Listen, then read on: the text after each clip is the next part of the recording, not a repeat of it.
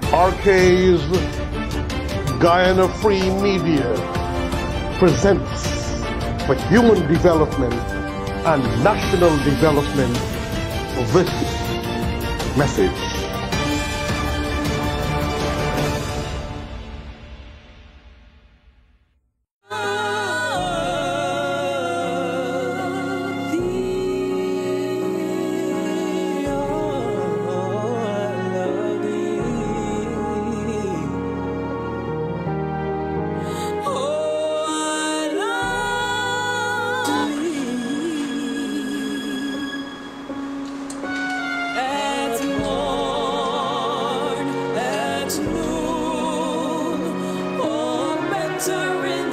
Sunsets glow.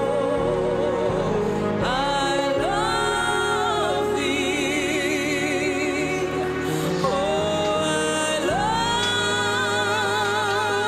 love. Yes, a very good morning, good afternoon, good night, good evening, as the case may be, dearest friends, brothers and sisters, family friends around the world. Your brother Haji Roshan Khan from the REVOKE Guyana Free Media, striving to bring updates of Guyana Election Madness 2020 to you in Guyana and around the world. And also, the REVOKE Guyana Free Media started out with giving warnings and advisories to the government and to people when they may have situation on the road or in the streets or in the yard or the compounds and on bridges and dams. Situation could be dangerous to life.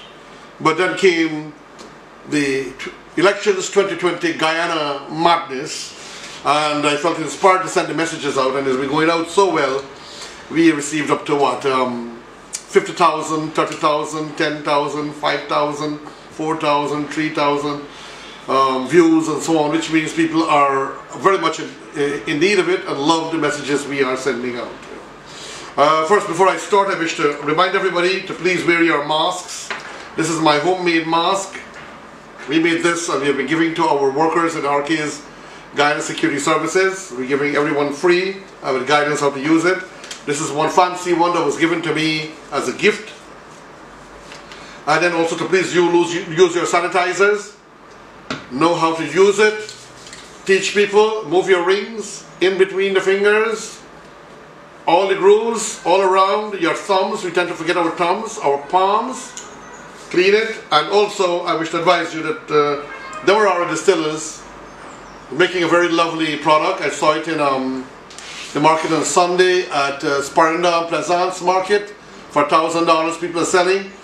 In Atlantic Gardens it's $970 or $80. Bounty it's about $1,110. My Thai store is about $1,200 or between 11 and 12, which is not bad. But there are drugstores who are making a killing and taking advantage of people because they're drugstore. People go there, even the poorest people, thinking that they will get the best, and then they're selling it for $1,800. Middle and East Street, I saw that, and other drugstores. Please, Guyana'S distillers, Government of Guyana, Police Department, GRA, and so on. You all need to do some targeting and see what's going on to make sure people are not taking advantage of our Guyanese citizens. So please protect yourself during this crazy time of COVID virus and also the season of madness, the shame and the degradation and the disgrace that Guyana is today, unfortunately, much to the pain of my heart, because of skullduggery and attempts of thievery of a nation. Shame when you look at those people and all the excuses and the shenanigans and the deceit that they will propound to maintain power at all costs, according to GCOM and their manipulators and their associates and their acolytes. So I keep on giving these messages out, which I've very well received. And this is taken from Newsroom, May 4th, 2020, in which former Attorney General ANIL NANDLALL is calling for the revoking of visas of those not allowing Carter Center in. I personally, when it comes to sanctions, I'm against sanctions. I do not believe in sanctions because it could affect our country. We are all lovers of our beloved dear Guyana, and we pray for it, we worship it, in milder forms. When I say worship, we honor it. Beg your pardon, not worship, we honor our country. And we like to honor our leaders. And we are a peaceful country. But it seems this madness is going to drive us to a situation which we might live to regret. So friends and families, I'm going to read to you as I continue to read, and which has been going out and receiving tremendous accolades and appreciation from people around, and also some critique to maybe 1% or 2% of my viewers. And that is okay. But I ask people, no vulgarity, no lawlessness, no racism. We don't need racism in Guyana. We don't need ethnic strife. We need love, peace, joy, and harmony. Thank you. And this is the letter from ANIL NANDLALL, former Attorney General and Minister of Justice in Guyana. Former Attorney General ANIL NANDLALL has made a public call for the foreign missions in Guyana to revoke the visas of those who denied entry to observers of the Carter Center who want to return to Guyana to observe the recount of all votes cast on March 2nd, 2020. A commentary from yours truly. My friends and families, brothers and sisters, these people are already accredited. They are ready and waiting, sitting in Miami for approval to travel on this flight. Approval has been sought by the new government of Guyana that is called COVID-19. They seem to be running this country. And maybe that is why Mr. Joseph Harmon was transferred, because that is the seat of power right now, it seems, and that is the seat that will be handling hundreds of thousands and millions upon millions upon millions of dollars that has to do with COVID. Friends and family, COVID-19. So I'm against sanctions for my country. I love my country. I don't want anything to affect it. And even against people. But if they do these things, what can I do? I can't tell them not to give them sanctions. But it's some things I don't like, but sometimes people deserve it. So I'm asking the government of Guyana, His Excellency the President, or maybe COVID-19, which seems to be the power of Guyana, which seems to be ruling Guyana, the COVID-19 task force, which is symbolically headed by Moses Nagamutu, but really operated upon by the power of the Director General, former Director General, they say, some say still is, but from the Ministry of the Presidency, Joseph Harmon. I appealing to everyone, civil aviation, His Excellency the President, to do something, you know, to make sure these people are able to come in in time. Otherwise, I don't think it will be good for our country and for some of those who are involved in this conspiracy to keep international observers out of Guyana. U.S. Embassy, Canadian British High Commission and EU must revoke the visas now of all persons responsible for denying Carter Center permission to observe the count, including members of the COVID-19 task force, and blacklist them from traveling to their respective countries. NANDLALL, an executive member also of the People's Progressive Party, Civic, posted on his Facebook page on Sunday night in a subsequent telephone interview with Newsroom, and this is coming from Newsroom. NANDLALL said the PPP will certainly explore officially writing the foreign missions on Monday to make its position known. He called on other political parties to do the same, along with civil society organizations in Guyana, such as the labor movement, the private sector, and the religious community. This is not a PPP issue. This is about the rule of law, democracy. This is Guyana's future that is at stake, NANDLALL said. NANDLALL told the Newsroom that his call for the visa revocation is premised on the fact that the international community has already promised to impose sanctions if the results from the March elections are not credible. We are seeing clearer than ever that there is a larger conspiracy to rig the elections at the GCOM Secretariat and GCOM Commissioners, and now the conspiracies including the COVID-19 task force. That should be some of the GCOM Commissioners from a particular group, as far as I know, and this is my commentary. Now back to the article. They are using the task force as the basis to refuse permission for the Carter Center observers to be held. And the U.S. Embassy even went as high as President David Granger, and he did not see it fit to intervene, NANDLALL said. the former Attorney General explained that Guyana will be in violation of international practice not to allow the observers to oversee the process. It is an international understanding among and between countries that you allow observers to observe election. It has become a customary practice. My friends and families, it is like commentary from yours truly. It is like you belong to a club, a group, and then you don't want to abide with the rules and regulations that governs this group or this club. And this is my point here today, that you cannot want to give lip service that you are democratic in principles as a political party or as a government, and in reality you are stymieing democracy. You have to respect the rules and the procedures of the group, or fall within the ambit of those disgraced nations and states and face sanctions and destroy this country. The island is on the terrible strain that people can't take it. They're breaking. Some are having mental issues and depression, anxiety syndrome. Government caretaker of Guyana.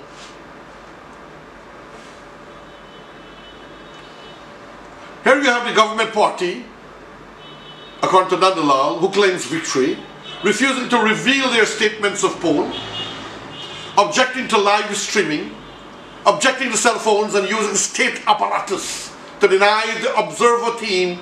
And this is a political dictatorship we are entering into, as NANDLALL said.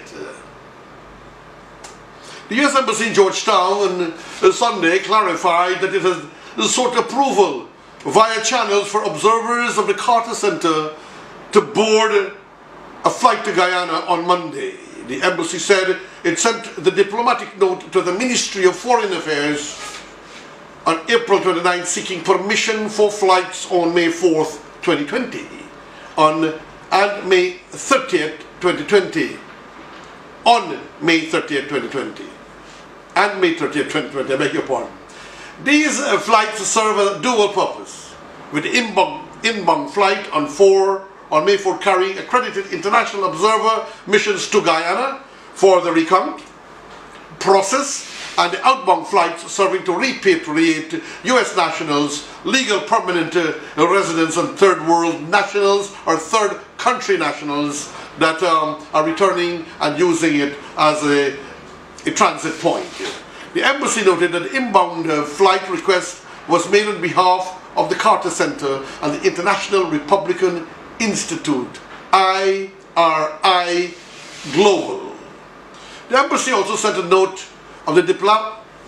copy of the diplomatic note to the Guyana Civil Aviation Authority, accompanied by a request to advance the issue to Guyana's COVID-19 task force. As I said, it seems the Guyana COVID-19 task force is now running Guyana, and that's why certain powerhouses and cabinet have been housed within it, even without any medical professionals within it, as far as I know, unless some has been injected. And I will end the comment on that because maybe they now have medical injection personalities.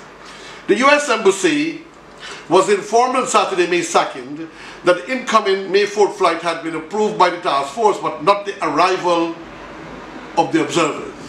This is where commentary from me, the concern lies, friends and family, brothers and sisters.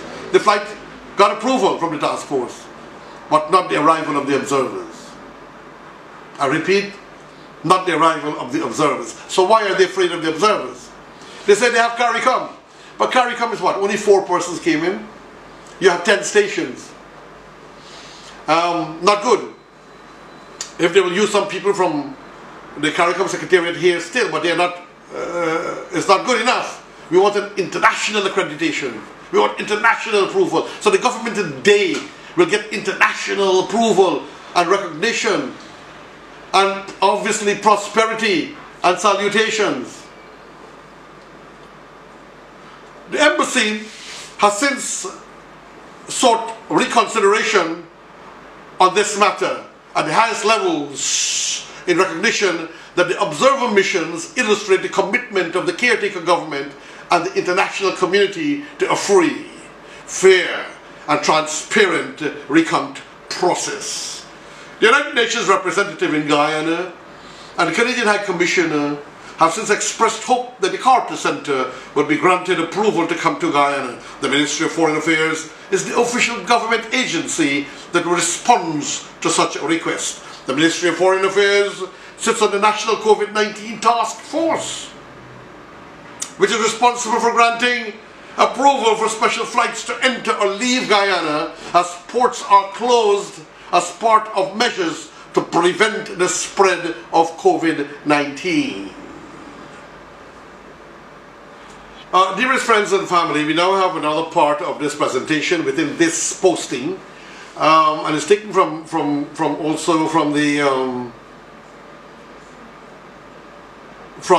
Guyana Times, May 4th, 2020. That is Sunday, yesterday, as the case may be. And as you're looking at this, a very blessed good morning, good evening, good night, as the case may be, as you look in Guyana and around the world at this part 2 of this posting. State must ensure return of international observers for RECOUNT, Private Sector Commission. I'm also speaking on behalf of my organization, the Guyana Islamic Forum for Education, Peace and Religious Solidarity, and on behalf of myself, that we need to have the international observers, and I am concurring with the Private Sector Commission here as a religious head and from a religious body. Foreign observers were invited by incumbent President David Granger to participate in the lead-up to and tabulation of the March 2nd general and regional elections. As such, it is now a duty of both the President and the Chairman of the Guyanese Elections Commission to facilitate the early return of the foreign observers by issuing such instructions and directions as are necessary. This was the stark warning handed down by Guyana's business community when the Private Sector Commission, PSC, in a public statement declared that the country has suffered long enough by the failure of GCOM to deliver in its constitutional mandate. According to the Private Sector Commission, the President and the Chairman, Justice Claudette Singh, must therefore act immediately so that a credible recount can begin expeditiously. The business support organization BSO, led by Chairman Captain Jerry Gouveia, was at the time responding to a public statement by the Carter Centre that it is awaiting approval from the government of Guyana for its approval to Guyana to observe the recount of the votes cast in the March 2020 elections. Gouveia has since noted that the PSC, Private Sector Commission, itself an observer to these elections, is aware of the valuable contribution of the Carter Centre to democracy and free and fair elections in Guyana for more than 20 years. It was noted that the Carter Centre is an accredited observer to the March 2020 election, which remains incomplete until the declaration of the results. Chief Commissioner Says Conraj and Vincent Alexander have both stated that all accreditations that had been given out to observers for the 2020 elections in Guyana remain valid. As such, the Private Sector Commission reminded that as the body constitutionally responsible for supervising elections with the power to ensure fairness in the process, GCOM must ensure that the process is completed transparently and fairly and deliver results considered as credible by all fair-minded persons.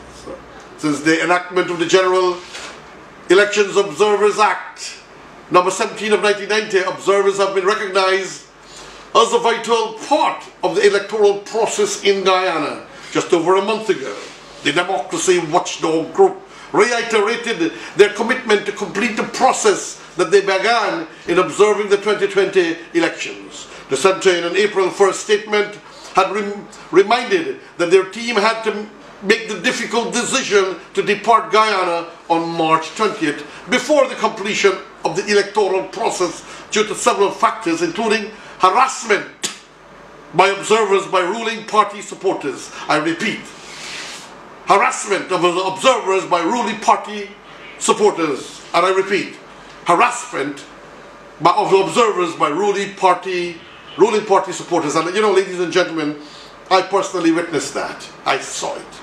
Even local observers were under pressure and manipulation and terror and the police, unfortunately, were standing aside and laughing. And I don't think this was coming from the Commissioner's police instructions, but some of them seem to be taking instruction from other than the Commissioner of Police. Unfortunately, this happened. Please excuse me, friends and family, ladies and gentlemen, as I give you this commentary and I read this message. This is the month of Ramadan. We Muslims are fasting, and sometimes I might not pronounce too well certain words due to the fast. The team had also expressed concern with regard to international travel restrictions brought on by the COVID-19 virus, in fairness. However, despite the current circumstances, the Centre has reiterated that as a trusted partner, it was important for us to observe this election. Associate Director of the Centre's Democracy Programme, Brett Lacey, firmly stated, "We are still committed to observing the entire electoral process, and non-partisan observers have an important role to play. We report what we see and hear to the world." Whoever wins the election should want to ensure that their victory is seen as credible. And I mentioned, ladies and gentlemen, friends and families, that the reality and fact is that we belong to a club of democratic nations. We do not want to go in the club of such nations that are facing sanctions and degradation, where people are suffering and have to turn to all kinds of dirty ways for survival. For example, we have seen women in nearby Venezuela, in Guyana and other countries prostituting themselves, men getting involved in criminality, kidnapping and thievery to break down, in order to survive in Venezuela. Ladies and gentlemen, we don't want those kinds of things in Guyana. So Government of Guyana, President Granger, I respect you. I respect you, you know. I think you know that. And I like you. Why are you doing this to Guyana? For what? Why would a man like you frustrate and destroy your legacy as a military officer and a scholar and a gentleman? Not good. Some in there I can understand, but not you, sir. We need to have proper, validated, approved recount done in Guyana. I must mention at this point, ladies and gentlemen, also that I do not believe there should be a recount in view of the fact that Region 4 was not counted. Yes, we had two false declarations, but some people are holding on to that. No, it was counted, and so we had declaration. No, you had two false declarations, which was objected to and cast aside, and then they want to recount. But let us recount. We don't need to recount. Count Region 4 first. Then let the chips fall where they may. You want to recount of some places or all, or whoever wins the elections is sworn in. Not very good for our country, Guyana. Politicians who are doing this to our country are doing our people a great disservice and causing us to face disrespect in any part of the Caribbean and now the world that we may go. Ladies and gentlemen, yours truly, Brother Haji Roshan Khan, saying thank you and farewell, friends, and thank you for joining in and for sharing this message with your friends and families around the world. Yours truly, Brother Haji Roshan Khan, saying thank you and farewell, friends. Thank you for joining this, the RK's Guyana Free Media. Thank you.